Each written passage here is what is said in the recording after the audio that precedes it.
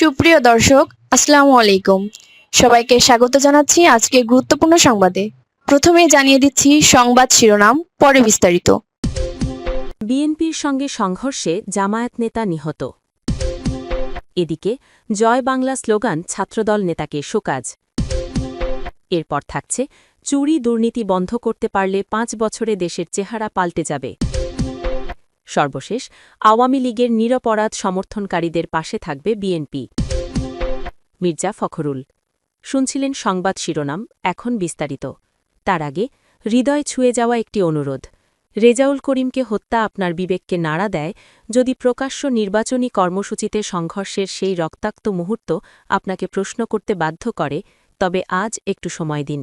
কমেন্টে শুধু লিখুন, রেজাউল করিম হত্যার বিচার চাই, আর দোয়া করুন, হে আল্লাহ, শহীদ রেজাউল করিমকে জান্নাতুল ফেরদাউস দান করুন। তার পরিবার পরিজনের হৃদয়ে নেমে আসুক ধৈর্য ও শান্তি। আর যদি আপনি চান সত্যটা চাপা না পড়ুক, যদি চান আমরা ভয় ছাড়াই এসব খবর আপনাদের কাছে পৌঁছে দিতে পারি, তাহলে এখনই চ্যানেলটি সাবস্ক্রাইব করুন। সাবস্ক্রাইব মানে শুধু একটি বাটন চাপা নয়, এটি অন্যায়ের বিরুদ্ধে সত্যের পাশে দাঁড়ানোর অঙ্গীকার। চলুন নীরব না থেকে বিস্তারিত জেনে নিই। বিএনপির সঙ্গে সংঘর্ষে জামায়াত নেতা নিহত। শেরপুরে বিএনপি ও জামায়াতের সংঘর্ষের ঘটনায় শ্রীবরদী উপজেলা জামায়াতের সেক্রেটারি রেজাউল করিম মারা গেছেন। বুধবার ২৮ জানুয়ারি রাত ১:৩০টায় চিকিৎসাধীন ময়মনসিংহ মেডিকেল কলেজ হাসপাতালে তার মৃত্যু হয়। প্রত্যক্ষদর্শীরা জানান, শেরপুর ৩ শ্রীবরদী ঝিনাইগাটি আসনের প্রার্থীদের উপস্থিতিতে ঝিনাইগাটি মিনি স্টেডিয়াম মাঠে নির্বাচনী ইশতেহার ঘোষণার আয়োজন করে উপজেলা প্রশাসন। অনুষ্ঠানে জামায়াত প্রার্থী নুরুজ্জামান বাদলের সমর্থকেরা আগে থেকেই মঞ্চের সামনে আসন গ্রহণ করেন। পরে বিএনপি প্রার্থী মাহমুদুল হক রুবেলের সমর্থকেরা মাঠে পৌঁছলে বসাকে কেন্দ্র করে উভয় পক্ষের মধ্যে প্রথমে বাগবিতণ্ডা এবং পরে তা সংঘর্ষে রূপ নেয়। শ্রীবরদী উপজেলা জামায়াতের আমির মোহাম্মদ আজহারুল ইসলাম বিষয়টি নিশ্চিত করেছেন। তিনি জানান, বিকালে শেরপুর ৩ আসনের সহকারী রিটার্নিং অফিসার কর্তৃক আয়োজিত ইশতেহার পাঠের অনুষ্ঠানে বিএনপি সমর্থকেরা বিলম্বে এসে চেয়ারে বসা নিয়ে বাগবিতণ্ডা এবং হাতাহাতির ঘটনাকে কেন্দ্র করে দেশীয় অস্ত্র দিয়ে জামায়াত সমর্থকদের ওপর হামলা করে। এ ঘটনায় ৫০-এর বেশি জামায়াত সমর্থক আহত হন। ৩ জনের অবস্থা আশঙ্কাজনক হলে ময়মনসিংহ মেডিকেল কলেজ হাসপাতালে নেওয়ার পথে রেজাউল করিম মারা যান। শেরপুর জেলা police super SP Kamrul Islam বলেন, মাথায় আঘাতপ্রাপ্ত অবস্থায় রেজাউল করিমকে শেরপুর থেকে ময়মনসিংহ মেডিকেল কলেজ হাসপাতালে পাঠানো হয়েছিল। আমরা তার মৃত্যুর খবর শুনেছি। এদিকে জয় বাংলা স্লোগান ছাত্রদল নেতাকে শোকজজ। কুমিল্লার চৌধগ্রামে রোববার ২৫ জানুয়ারি বিএনপির চেয়ারম্যান তারেক রহমানের নির্বাচনী সমাবেশে জয় বাংলা স্লোগান দেন উপজেলা ছাত্রদলের সদস্য সচিব আবির আবদুল্লাহ চৌধুরী। মুহূর্তেই স্লোগানের একটি ভিডিও সামাজিক যোগাযোগ মাধ্যমে ছড়িয়ে পড়ে। বিষয়টি নিয়ে মঙ্গলবার ২৭ জানুয়ারি রাতে আবিরের বিরুদ্ধে সাংগঠনিক শৃঙ্খলা ভঙ্গের অভিযোগে কারণ দর্শানোর নোটিশ জারি করেছে কেন্দ্রীয় ছাত্রদল। ছাত্রদলের কেন্দ্রীয় দফতর সম্পাদক মোহাম্মদ জাহাঙ্গীর আলম স্বাক্ষরিত ওই নোটিশে বলা হয়, কুমিল্লা দক্ষিণ জেলা শাখার অধীনস্থ চৌদ্দগ্রাম উপজেলা ছাত্রদলের দায়িত্বশীল পদে আসীন থেকে সাংগঠনিক শৃঙ্খলা ভঙ্গের অভিযোগের ভিত্তিতে আপনার বিরুদ্ধে কেন স্থায়ী সাংগঠনিক শাস্তিমূলক ব্যবস্থা গ্রহণ করা হবে না, এই মর্মে আগামী ৪৮ ঘণ্টার মধ্যে জাতীয়তাবাদী ছাত্রদল কেন্দ্রীয় সংসদের সভাপতি এবং সাধারণ সম্পাদকের উপস্থিতিতে সংগঠনের কেন্দ্রীয় কার্যালয়ে উপস্থিত হয়ে লিখিত ব্যাখ্যা প্রদানের নির্দেশ দেওয়া হল। কুমিল্লা দক্ষিণ জেলা ছাত্রদলের সভাপতি কাজী জোবায়ের আলম জিলানী বলেন, বিষয়টি কেন্দ্রীয় ছাত্রদলের দৃষ্টিগোচর হয়েছে। এ বিষয়ে তাকে শোকজ করা হয়েছে। কেন্দ্রীয় কমিটির কাছে তিনি তার ব্যাখ্যা দেবেন।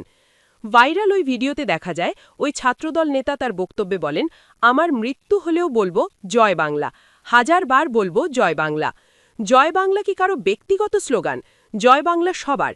যখন বাংলাদেশের ক্রিকেট খেলা হয় তখন সবাই জয় বাংলা স্লোগান দেয় না?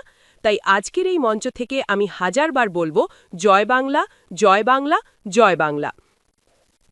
সর্বশেষ, চুরি দুর্নীতি বন্ধ করতে পারলে ৫ বছরে দেশের চেহারা পাল্টে যাবে। বাংলাদেশ জামায়াতে ইসলামীর আমির ডাক্তার শফিকুর রহমান বলেছেন, চুরি, ডাকাতি ও দুর্নীতি বন্ধ করতে পারলে মাত্র ৫ বছরের মধ্যে বাংলাদেশের চেহারা পাল্টে যাবে। আর যদি আবার কোনো অপশাসনের কবলে দেশ পড়ে, তাহলে আরও ৫০ বছরেও জাতির ভাগ্যের কোনো পরিবর্তন হবে না। বুধবার ২৮ জানুয়ারি সন্ধ্যায় নিজের নির্বাচনী এলাকা ঢাকা ১৫ আসনে মিরপুর কাফরুলে ১১ দলীয় নির্বাচনী ঐক্যের গণসংযোগ এবং নির্বাচনী পথসভায় একথা বলেন তিনি। এ সময় উপস্থিত ছিলেন কেন্দ্রীয় নির্বাহী পরিষদ সদস্য মোবারক হোসাইন, কেন্দ্রীয় কর্মপরিষদ সদস্য এবং ঢাকা মহানগর উত্তরের নায়েবে আমির এবং আসন পরিচালক আব্দুর রহমান মুসা, শ্রমিক কল্যাণ ফেডারেশনের কেন্দ্রীয় সহসভাপতি লস্কর মোহাম্মদ তাসলিম, সাবেক কেন্দ্রীয় সভাপতি জাহিদুল ইসলাম সহ স্থানীয় বিপুল পরিমাণ নেতাকর্মী ও সাধারণ মানুষ। ডাক্তার শফিকুর রহমান বলেন, ফুটপাতের ছোট ব্যবসায়ী, ফুটপাতের ভিক্ষুক ও বাড়ির মালিকরা চাঁদাবাজির শিকার। দুনিয়ার সবাই চাঁদাবাজি করে জীবন চালায় না। জাতি মুক্তি চায় ও শান্তি চায় উল্লেখ করে জাতিকে আর না জ্বালাতে চাঁদাবাজদের প্রতি আহ্বান জানান আমিরে জামায়াত। তিনি বলেন, সর্বত্র দুর্নীতি বিস্তার লাভ করেছে। পরিষেবা নিতে গেলে জায়গায় জায়গায় চাঁদা বা ঘুষ না দিলে কাজ হয় না। তিনি আরও বলেন, আমরা সমাজে ইনসাফ চাই, বিচার সবার জন্য সমান হবে। এখানে রাজা ও প্রজা বলে কোনো কথা নেই। প্রেসিডেন্ট থেকে ভ্যান চালক সবাই এদেশের নাগরিক। অপরাধ দেশের প্রেসিডেন্টও রেহাই পাবেন না। বিচার ঠিক না থাকার কারণে সমাজে দুর্নীতি, চাঁদাবাজি ও অপরাধ হচ্ছে। বিচার ঠিক থাকলে এসব হতো না। ডাক্তার শফিকুর রহমান বলেন, শিশুরা জাতির সম্পদ। তাদের সুশিক্ষায় আমরা তাদের গড়ে তুলতে পারি। আল্লাহর মেহেরবানিতে তারা একদিন আমাদের বাংলাদেশ গড়ে দেবে। তাদের বঞ্চিত করা হলে স্বপ্নের বাংলাদেশ তারা গড়ে দেবে না। এজন্য আমরা চাই সব শিশুরা সুশিক্ষা পাবে। বস্তিতে বসবাসকারী কোনো হালাল রুজির পরিবারে জন্ম নেওয়া শিশুও মেধার বলে আগামী দিনে বাংলাদেশের প্রধানমন্ত্রীও হতে পারে। আমরা সেই দেশ ও শিক্ষা গড়ে তুলতে চাই। তিনি বলেন, আমাদের মায়েরা ঘরে, বাইরে ও কর্মস্থলে সব জায়গায় নিরাপত্তা পাবেন। শিশুদের রাস্তায় বাস চাপা দিয়ে মারার সুযোগ থাকবে না, কারণ সবাই হবে দায়িত্বশীল নাগরিক। কেউ অপরাধ করে বাঁচতে পারবে না। বাধ্য হবে দায়িত্ব নিষ্ঠা ও সততার সাথে পালন করতে। ১২ ফেব্রুয়ারির ভোট বিষয়ে তিনি বলেন, এদিন দুটি ভোট। হ্যাঁ মানে আমরা ফ্যাসিবাদ চাই না। যারা চান না বাংলাদেশকে কোনো গোষ্ঠীর রাজ্যে পরিণত করা হোক, দেশ ১৮ কোটি মানুষের, তারা হ্যাঁ ভোট দেবেন। আমরা সবাই হ্যাঁ ভোট দেব। প্রতিবেশী ও মা বোনদের, আপনজন ও বন্ধুবান্ধবদের উৎসাহিত করব। শফিকুর রহমান বলেন, জাতি পরিবর্তন চায়।